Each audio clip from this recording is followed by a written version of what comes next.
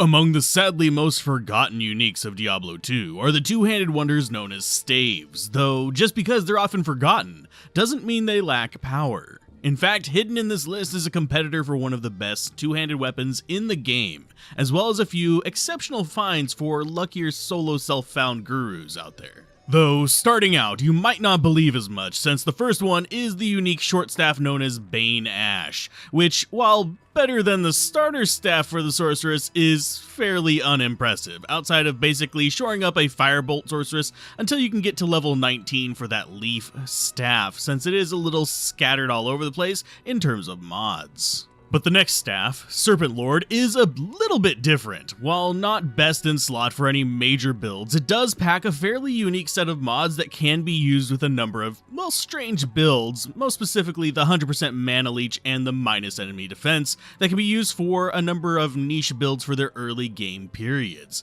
at least until they can get a hold of their mid to late game options. After that is Spire of Lazarus, the lightning-themed normal staff. While we're still dragging through the unfortunately underwhelming starter staves, the Spire is okay enough for a solo self-found build, since it saves you points in getting static field and also provides you mana regen and lightning resist, a decent amount of lightning resist to that, and can be one of a number of choices to tide you over until you reach the level of a Spirit Sword. Though, sort of remotely staying on that rune word subject with the Spirit Sword, we have the Salamander, a weapon that would be amazing and interesting with plus fire skills, good points in Fire Wall and Fireball, except for one issue. It's higher level requirement and harder to find than a leaf staff with similar functionality.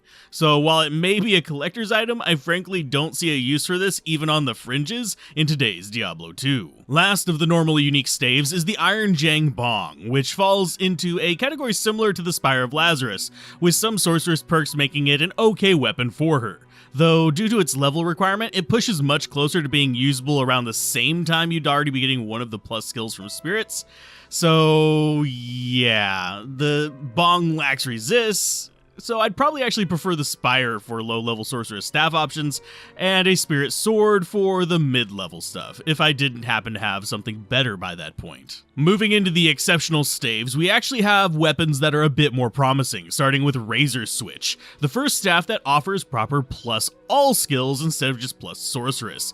This also packs in other useful mods such as life, mana, and chunky all resist to make up for the lack of a shield. Though while this is actually a pretty fun little staff, you're again going to be better off with a good resist shield and a Spirit Sword, but at least this gets a bit closer to useful. Now, by now, you'd probably be thinking these staves all sound like a waste, but our next staff is actually competitive with some of the best weapons in the game. And that is Ribcracker, with massive increased attack speed, hit recovery, crushing blow, and reasonable damage, combined with the fact that staves actually benefit from mace mastery as well, making this a great weapon for whirlwind barbarians as well as just angry fury druids looking for a good two-hander. It's also pretty common to have a Ribcracker upgraded to elite, though if you're going to do so, realize that in stalagmite form, which is the elite version, it is slower, so you may actually need to shale or attack speed jewel it to maintain breakpoints. After that, we go back to, well, mild disappointment, though not as drastic, with Chromatic Eye, with +3 sorcerer skills, faster cast, and plus masteries, combined with maximum life increase by percent, which makes it okay, and 30% all resists. It at least does make up a bit for the lack of a shield, but does not quite make a big enough gap to overcome similar level options. In a similar situation is Warp Spear, which weirdly enough almost gets there, just doesn't quite have the right plus skills for me to like them in a melee sorceress, and it lacks the extra perks necessary to become a good melee weapon for other characters.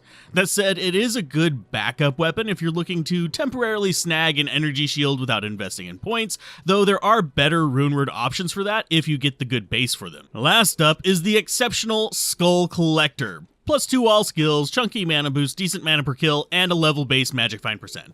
It can be a fun tool for quirky magic find builds, but you generally will find better options before you get to this. And without faster cast, resist, or defensive perks, I cannot really justify using this weapon outside of, well, aesthetic reasons for the Skull Staff. Though, speaking of faster cast and defense, the first staff we see in the elite category is Ondels Wisdom. packing that faster cast that we mentioned, a decent chunk of defense, and a varying amount of plus all skills. It is also the only weapon source of bonus experience gained, which can help out with certain goals if you're really desperate, though often you will stick with just a nihilist for that, but this can help. I have used it while farming some easier areas, but as you get up into the higher tier stuff where you have to be farming specific late game areas, if you're wanting to like do a level 99 challenge or something like that because you're totally masochistic, you'll often want to go with something more optimal, deadly, etc.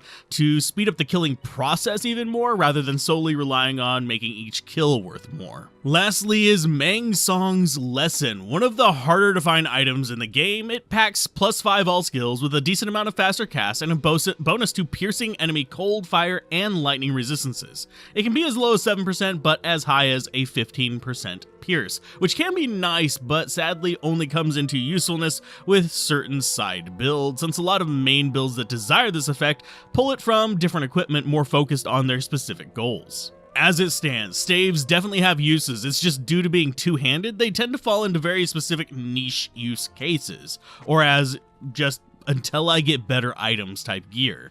Out of all the uniques in the game, these and daggers often fall into my wish list of gear that would get some upward tweaks in later patches.